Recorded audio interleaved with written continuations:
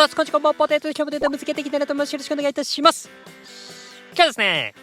低身長にエアバトルどのくらい効果あるのか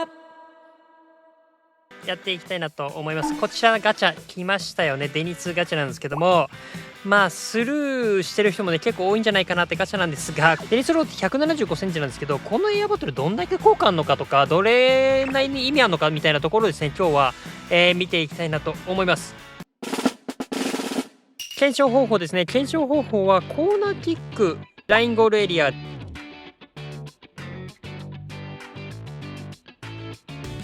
53か1にですね置いてですね、ニアに、パス入力をしていってでヘディングしていきますね。ディフェンシブにした状態ですね。キッカーベッカムで、守備はレアル・マドリードという形になっていきます。各40本ずつですね検証していきたいなと思います。比べていく選手はこの2人、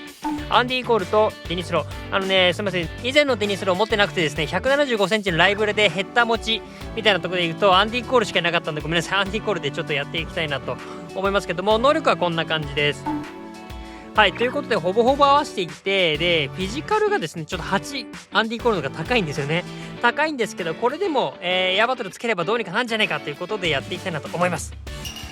はい、まずはアンディ・コールから見ていきましょう。ディフェンスが勝ったところだけまず見ていきます。やっぱユーディガーとかねが出てくるかな。ここから引き分けですね。なかなか勝ちきれなかったところにはなってくるんですけども、やっぱりリュディガーとかが立ち当たって勝ってくるかな。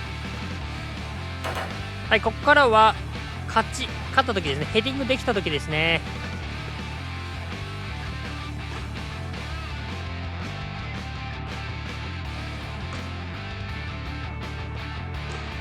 はい、見ていただきましたということで、やっぱりですね総じてやっぱりリュディガー強えなみたいなところは出てきちゃうんですけど、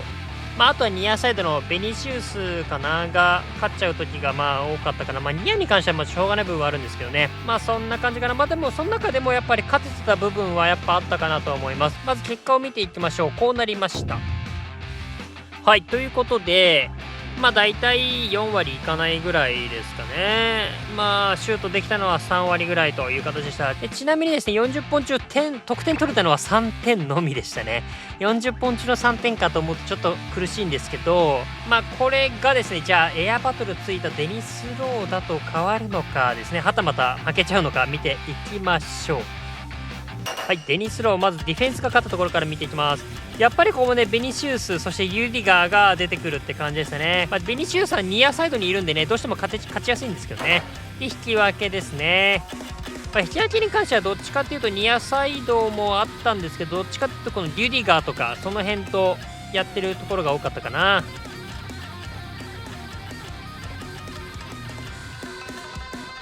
はい、最後オフェンスが勝った時ですね。デニスローがヘディングした時ですね。意外にですね、さっきまで負けてたようなところも勝ててる時もあるんですね。ルディガーとかベニシウスのニアとかね。でちゃんとね点にもつながってる印象がありました。はい、見ていただきました。いや結構決めてたくない？デニスロ結構良かったよね。さっきよりはだいぶ決めてた印象あったんですけど、ちょっと数字だとどうなんだろうね。負けてもいたので、ちょっと結果見ていきましょう。こうなりました。はい、ということで数字で見るとそんな変わんないですね。数字で言うとそんな変わんなかったな。はい、シュート率、引き分け負け、ここあんま変わんないですね。で実際得点に関しては6本でしたね。14本シュートを打ったうちの6本決めていたという形になってました。競り勝ってしまえば半分に2回に1回は決めてたというようなそんなイメージですかね。単純にですね得点率が倍増したって考えると結構厚めではあるよね。エアバトルでね他の数値が変わらないで、得点率だけが上がった、倍増したということはですね、今まで、エアバトルがつくことで負けが勝ちになったというよりは勝ってたのが得点につながったみたいなイメージが一番正しいのかなと思いましたね。より安定してヘディングができる、相手を無効化してヘディングができているということが言えんじゃないかな。この辺が効果とエアバトルの効果と言っていいんじゃないかなと思います。はい、でいつも言ってる通り数字だけだともったいないので比べていきたいなと思います。はい、ですね得点シーンとかをまず見ていくとですね、アンディ・コール意外に得点してた時ってね、相手が競ってなかったりで、相手が競り始めるとですね、勝てたとしても点は入ってなかったりとかね、ちょっと枠がいっちゃったりとかも結構多かったなって印象。はい、ということで競り合っちゃうとですね、あんまり点を決めれない、相手がこうぶつかっちゃうとちょっと点がね手に結びつかないことが多かったのかなっていう感じがありました。はい、フィジカルはね8位高いんですけどね、なかなか点にはちょっと結びつかないのかなって感じでしたね。はい、ここからデニス・ローを見ていきましょう。デニス・ローはですねこんな感じで割とですね競り合っててもですねちゃんと枠内にシュートを打ててたり点につながっていることが多かった。はい、ということで競り合い、相手がぶつかった時に体がぶれにくいっていう印象なんですよね。でそう考えるとですね、フィジカルとか上げるよりよっぽどエアバトルつけた方が効果的と言っていいのかな。そんな感じはありました。と言いつつですね、やっぱり引き分けてしまうときは引き分けちゃうと、相手にしっかり体を入れられてしまうと、やっぱり勝ちきれない、理不尽にね、勝ちに持っていく、シュートに持っていくみたいなことはちょっと、ここでは難しかったかな。エアバトルだけだとなかなか難しいのかなと思いました。はい、というところで今日は結論です。エアバトルがあれば競り合ってもヘディングがブレにくくなるとします。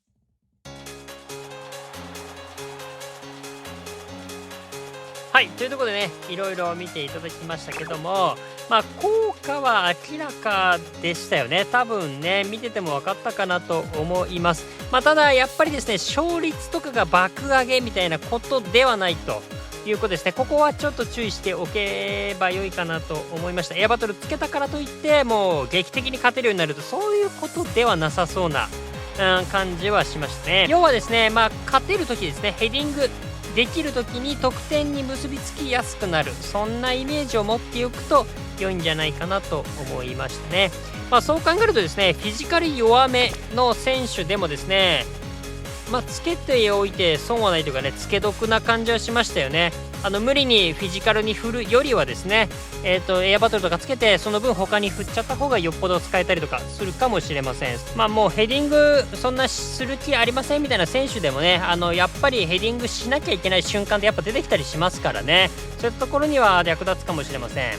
でちなみにエアバトルつくと攻撃参加の数値ですね、空中戦の数値がプラス10されますよっていう形にはなってますね。だから強いっていうことではなくって、これに関してはですね以前検証やってるんでこれ見ていただければなと思うんですけど、簡単に言うと総合値みたいなものなんで、そういったところで参考にしていただければと思います。気になる方はねぜひ見ていただければなと思います。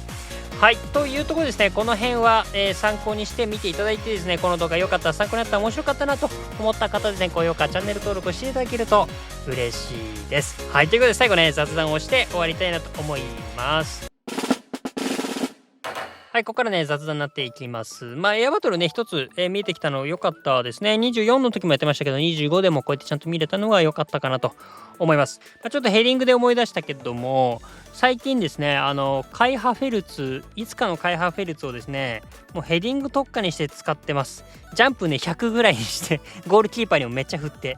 やってます。これがね、結構強くてですね、なんだろうね、変にこう身長高めのターゲットマンとかに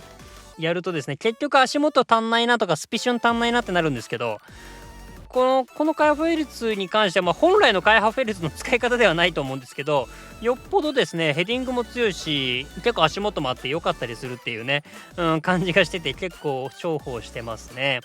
はい、ということでなんかこう本来とは違うかもしれないんだけど、こうやって楽しめるのもこのやっぱゲームイーフトっていう中でのこの醍醐味な部分があると思いますから、皆さんもぜひですね癖のある育成とかあったらぜひ教えてください。はい、ということでいかがだったでしょうか。皆さんこの結果どう思いますでしょうか。皆さんのご意見ご感想クレーム等々あればですねコメントで教えていただければなと思います。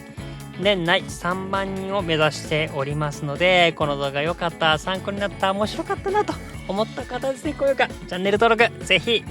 よろしくお願いいたします。はい、ということで今日はねエアバトルについてやってきました。確実に効果があるよということが分かっただけでも一つ大きいでしょう。はい、ただエアバトルが余るかどうかまた別問題ですね。僕は余っておりません。ということでまた次回の動画でお会いしましょう。バイバイ。